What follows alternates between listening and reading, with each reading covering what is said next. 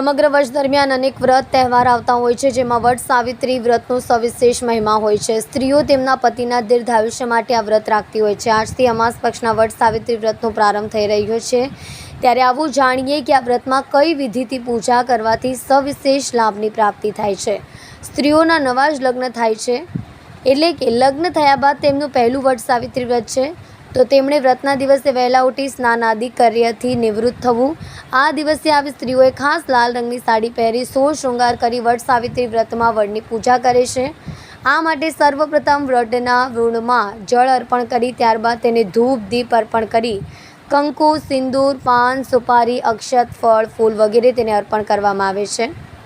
આ દિવસે વડના વૃક્ષની 108 વખત પ્રદક્ષિણા કરવાનો મહિમા છે. પણ જો આપ 108 વખત પ્રદક્ષિણા કરી શકો તેમ ન હો તો ઓછામાં ઓછી 7 વખત તો તેની પ્રદક્ષિણા જરૂરથી કરવી જોઈએ.